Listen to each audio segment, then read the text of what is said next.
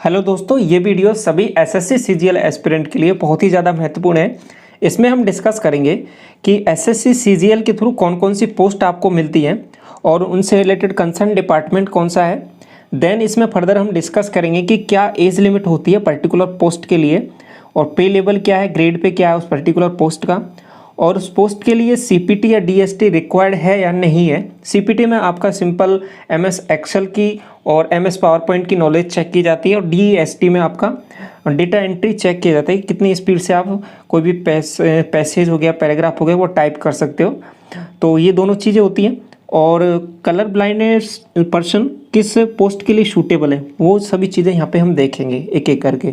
तो सबसे पहले मैं बात करूँ, जो पोस्ट है आपके पास Indian audit and accounts department में अंडर CNG के, तो ये पोस्ट है आपके पास असिस्टेंट ऑडिट ऑफिसर AAO की पोस्ट है। ये ग्रुप B की पोस्ट है और इसमें जो गजेटेड नॉन मिनिस्ट्रियल पोस्ट है, तो इसमें जो एज लिमिट है वो आपके पास 30 ईयर्स से ज़्यादा नहीं होना चाहिए। 30 ईयर्स मैक्सिमम एज लिमिट है इसका।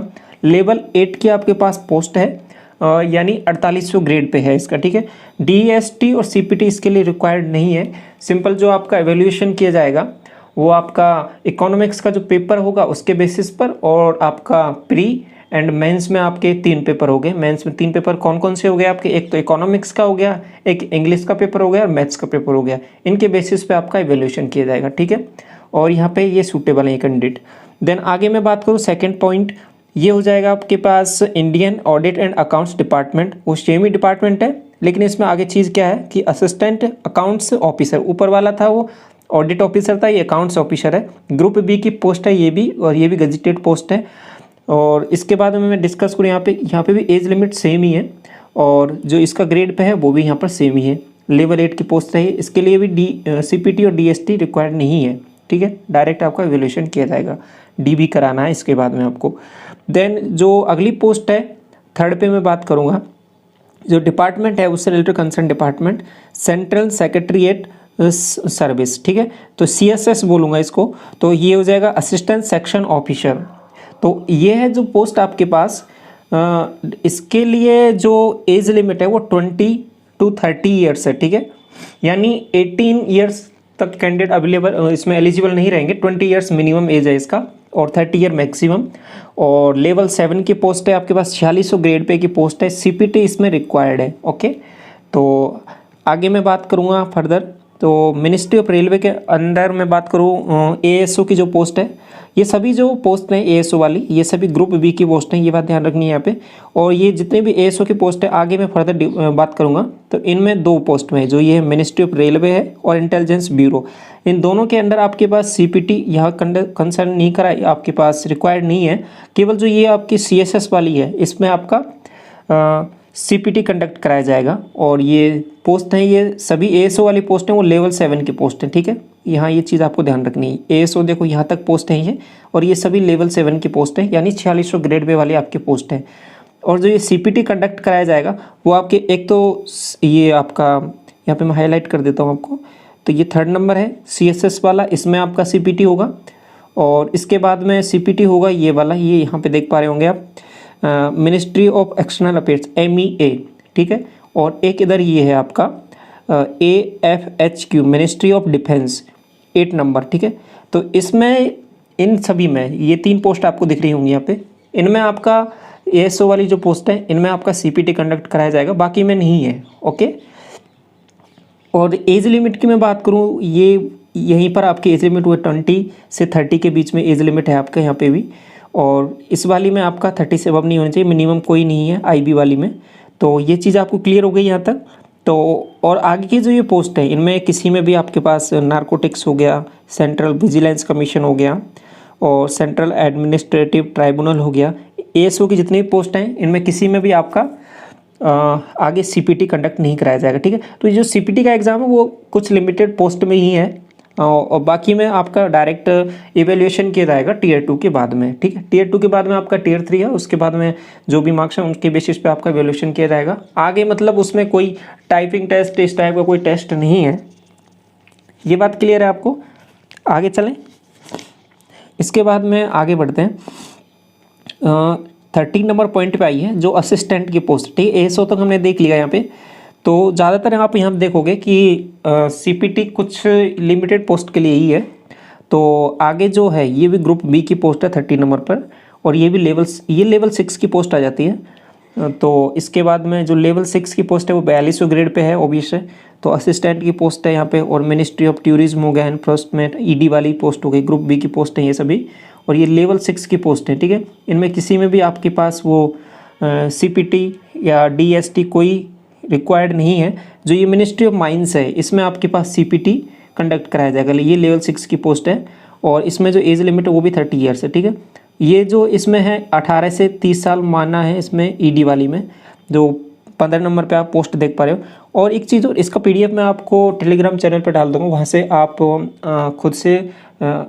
खुद से भी आप देख सकते हो कि इसको किस पर्टिकुलर पोस्ट में क्या एज लिमिट है, CPT DST है या नहीं है, ठीक है। तो वो भी आप इसको अच्छे से देख सकते हो।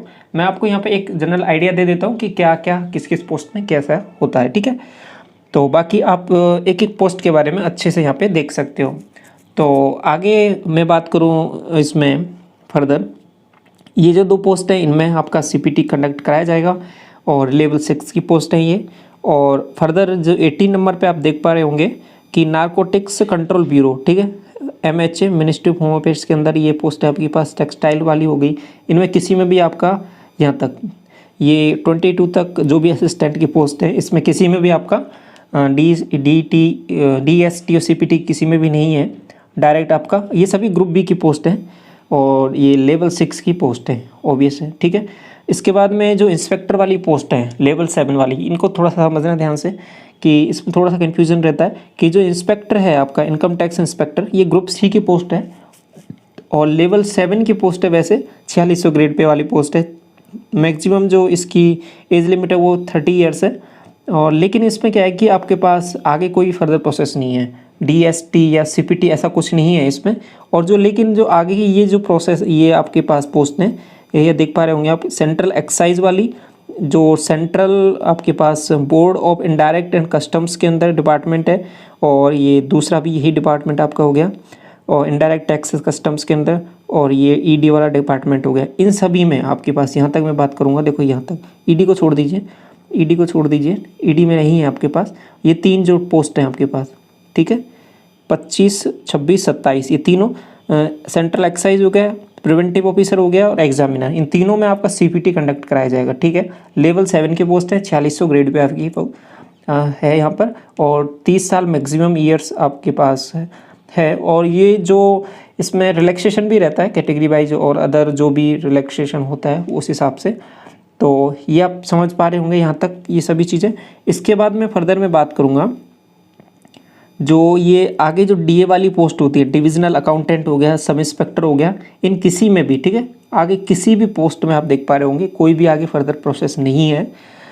जो नेशनल इन्वेस्टिगेशन एजेंसी हो गया, registrar of general of India हो गया, कैबिनेट सेक्रेटरीट, जितनी भी पोस्ट हैं इसमें किसी में भी, JSO वाली जो पोस्ट है आपकी, जो आपके पास जो आपका मेंस होता है उसमें अलग से स्टैटिस्टिक्स का जो पेपर होता है उसमें भी आपका टाइपिंग टेस्ट आगे कुछ नहीं होगा, ठीक है। जो इवैल्यूएशन होगा वो यहीं पर आप तक किया जाएगा। ये बात क्लियर है आपको। तो इसका डिपार्टमेंट आपका यहाँ पे देख पा रहे हैं, ये मैंने स्टैटिस्टिक्स का डिपार्टमेंट। तो ये सभी चीज़ें हैं। तो इसके बाद मैं बात करूँ ऑडिटर वाली जो पोस्ट है, वो ग्रुप सी की पोस्ट है। ये ग्रुप सी की जो ऑडिटर वाली पोस्ट है, ये सभी अब ग्रुप सी की चलेंगी पोस्ट। ऑडिटर हो गया, अकाउंटेंट हो गया, जूनियर अकाउंटेंट हो गया, ठीक है, UDC हो गया। तो UDC में यहाँ तक कि UDC वगैरह के जितने भी पोस्ट हैं इन सभी में देख पा रहे होगे, यहाँ तक किसी में भी आपका कोई DST CPT नहीं है। क्लियर। और डिपार्टमेंट के कंसर्न डिपार्टमेंट आप यहाँ पे देख पा रहे हैं। एज लिमिट की मैं बात करूँ 18 से 27 साल है, ठीक है। तो ये इस चीज़ को ध्यान रखना है कि यहाँ पे जो एज लिमिट पहले था, जो इंस्पेक्टर वाले पोस्ट है उन सभी के लिए वो एज लिमिट उनका अलग है, 30 ईयर्स तक है, लेकिन यहाँ पे एज लिमिट कम हो गया, ठीक है।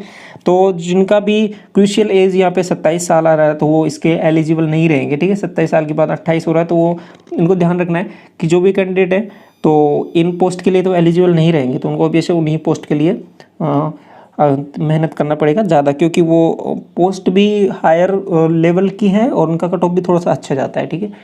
तो इसके बाद इसको थोड़ा सा समझना बहुत ज़रूरी है यहाँ पर। तो इनका जो एज लिमिट है वो 18 से 27 साल का है। तो ये पोस्ट आपके लिए हट जाएंगी यदि एज लिमिट आपका ज़्यादा हो रहा है, तो इसमें ये पोस्ट हट जाएंगी 18 से 27 वाली। और ये जो पोस्ट है वो लेवल 5 वाली पोस्ट है। लेवल 5 मतलब 2800 ग्रेड पे वाली पोस्ट है। तो इसके बाद में जो लेवल 4 वाली पोस्ट है वो 2400 ग्रेड पे वाली आ जाती है आपके पास।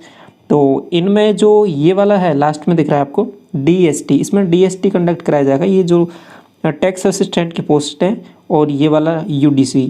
बाकी UDC वाले हैं उनमें किसी में भी आपका DST नहीं है, लेकिन ये वाला जो सेंट्रल ब्यूरो ऑफ नारकोटिक्स वाला है, मिनिस्ट्री ऑफ फाइनेंस वाला, इसमें जो आपका UDC होगा उसके लिए DST कंडक्ट कराया जाएगा। ठीक है, तो ये एक जानकारी है, आपको आई थिंक समझ में आई होगी।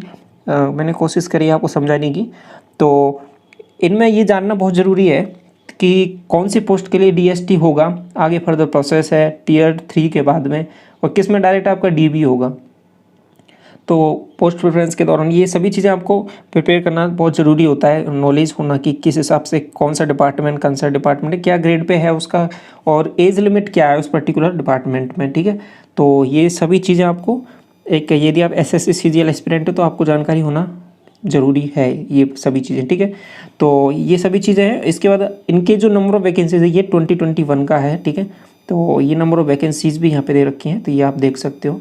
वैकेंसीज़ के बारे में आइडिया आपको पहले से होगा, नहीं है तो आप यहाँ पे देख सकते हो कितनी वैकेंसीज किस पोस्ट के लिए हैं। 2022 के लिए जो भी एस्पिरेंट प्रिपेयर कर रहे हैं तो उनका वैकेंसी का जो है वो आ जाएगा, तो उसमें डिस्कस कर लेंगे कितना वैकेंसी इस बार आ रहा है। ठीक है, तो बाकी के लिए 21 के लिए ये वाला वैकेंसीज़ हैं। और जो भी इनके लिए, तो एक चीज़ यहाँ पे देख पा रहे होंगे आप कि ज़्यादातर पोस्ट के लिए है वो केवल Tier 3 तक का काम है, उसके बाद में आपका डायरेक्ट DB का प्रोसेस है। ओके, और इसमें जो Tier 3 में डिस्क्रिप्टिव है, Tier 2 तक आपका 2 पेपर हो गए, और जो भी कैंडिडेट एलिजिबल है JSO और इकोनॉमिक्स के लिए कट ऑफ थोड़ी हाई जाती है उनकी, तो उसमें उनका वो 2 पेपर एडिशनल में देने पड़ेंगे, देन आगे फर्दर कोई प्रोसेस नहीं है। ठीक है, और कुछ पोस्ट हो गए जैसे कि एग्जामिनर हो गया आपका, देन प्रिवेंटिव ऑफिसर हो गया, एक्साइज इंस्पेक्टर हो गया, तो उन सभी पोस्ट के लिए आपका आगे CPT कंडक्ट कराया जाएगा। ठीक है, कुछ एक पोस्ट है तो मैंने आपको यहाँ पे डिस्कस कर दिया वो सभी लिस्ट।